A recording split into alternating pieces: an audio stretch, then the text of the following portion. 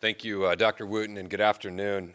Supervisor Cox walked through some of the state guidance about what needs to be considered when it comes to reopening, and Dr. Wooten alluded to some of the federal guidance about things that should be considered in reopening, along with Dr. Wooten walking us through some of the metrics that we're most closely monitoring in terms of telling us at what position we're ready to start coming out, that being percentage of tests daily that are positive, along with new hospitalizations. And so we will continue to monitor those metrics along with refining our approach to let us know when we can come out and when we may have to go back in. But through all of this, what we know in San Diego County is we know that we made the right call early in beginning our actions in response to this pandemic, and we know that those early actions have put us in a strong position. We asked people to stay at home, to wear a mask when they leave their home, to practice physical distancing. We put in a number of restrictions and guidance, and that has put San Diego County in a strong position.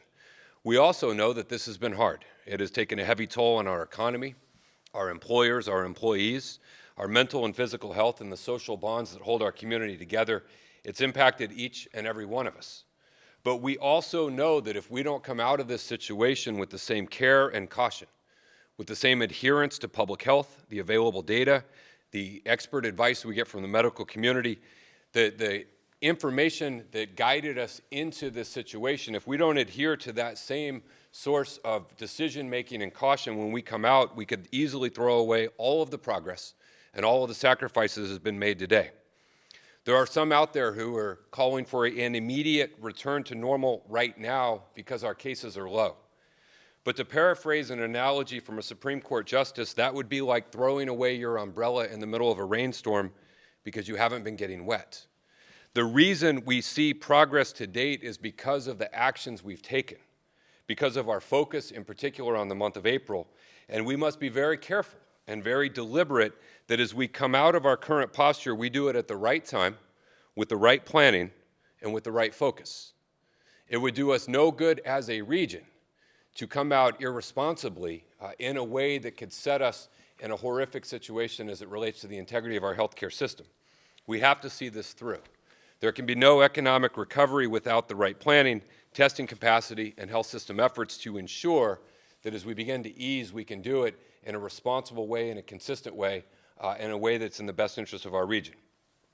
So as we prepare to come out of this, it's important that we come out of it in the right way.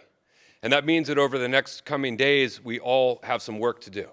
I'm going to outline for you briefly some steps that we at the county need to do to be ready and prepared for the easing of conditions, what our local jurisdictions need to do to prepare for an opening of beaches, parks, and open spaces, some things our business community need to do to prepare for an expansion of essential services when the state outlines that is ready, things that we're going to do in partnership with our healthcare system, and perhaps most importantly, what each and every San Diegan needs to do over the coming days and weeks to ensure our metrics to turn the dial remain in the right place and to give us that option and to also prepare for what we will call a new normal.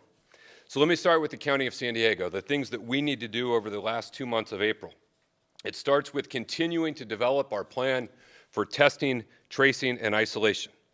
We still don't have enough testing capacity to determine how many people are sick, to track every single person that they've come in contact with, or to require isolation of anyone who's tested positive. As we begin to come out of this, it is important that we have that capacity, and we are working daily to get in place what we will need in order to accomplish that, and that remains a high focus and priority of county government.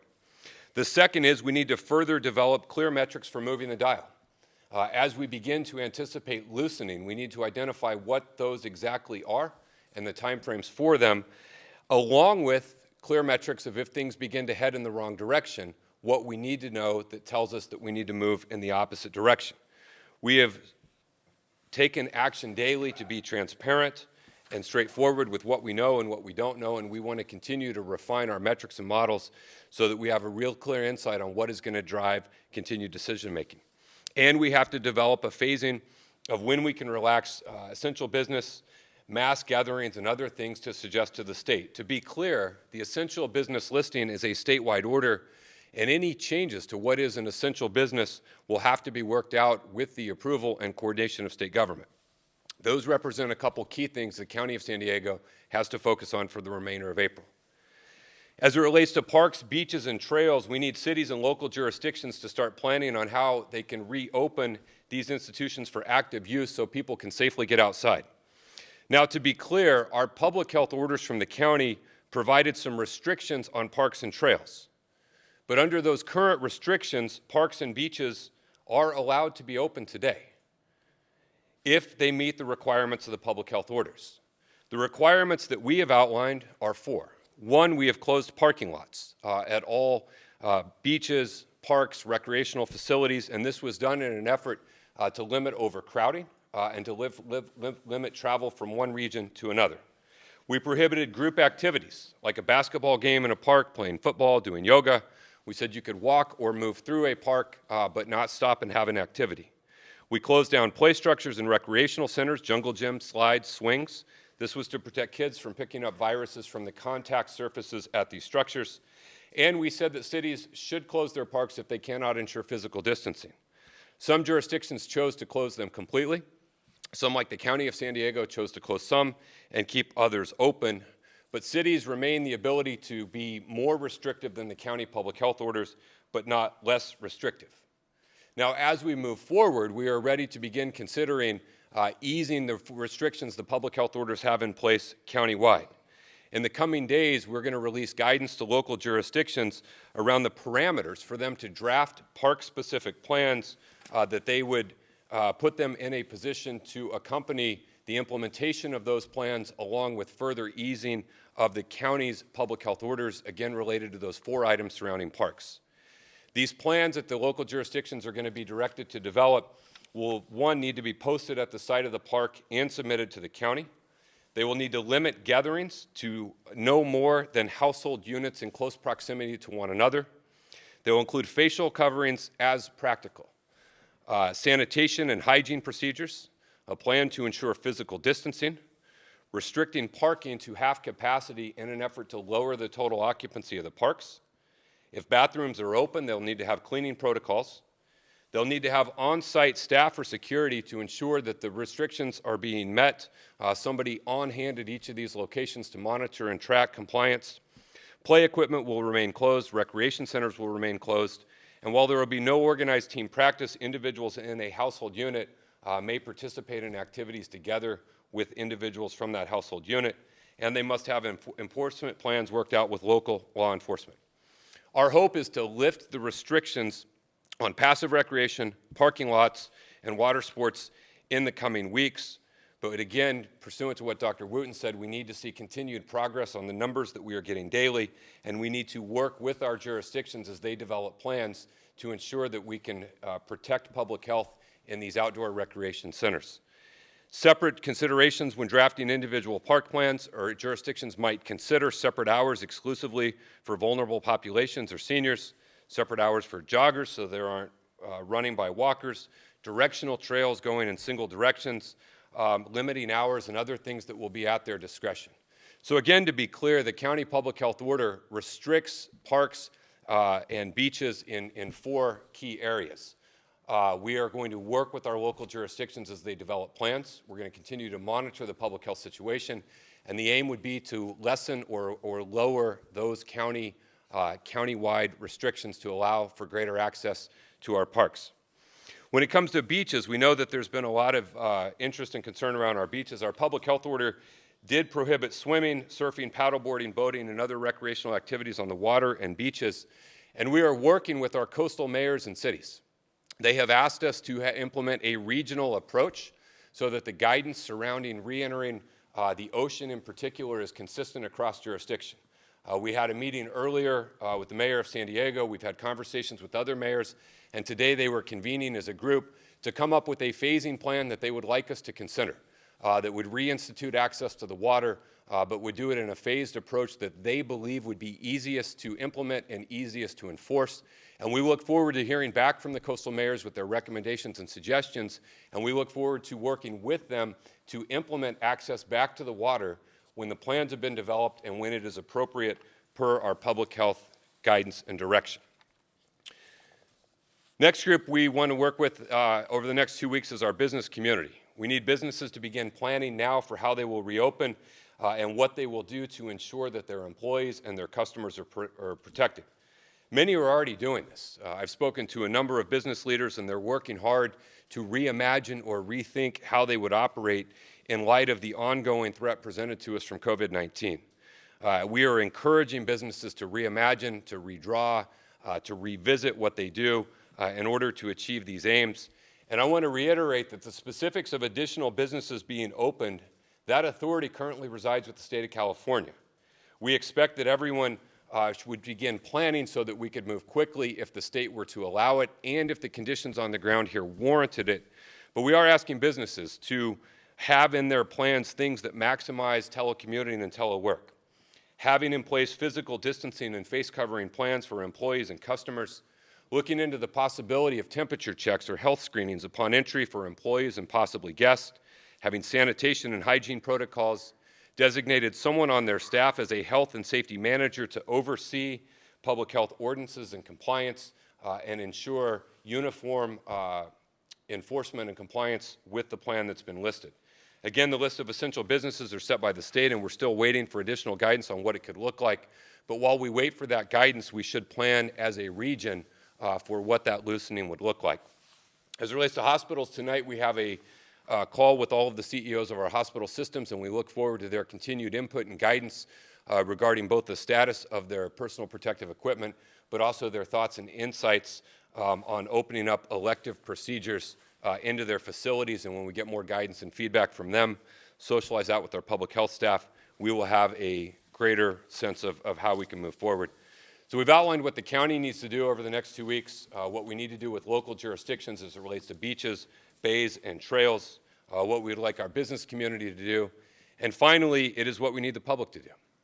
In order to be able to come out of this, we must not only continue the progress we've made, but we must recommit ourselves to it. We have consistently said that the month of April is the most critical month for San Diego County, and we still have 2 weeks to go in April. And so we are asking the public in this week and next week that we continue to all do our part to ensure that the positive information we've been provided, to ensure that the positive direction we're headed is not reversed. This means we need you to stay at home.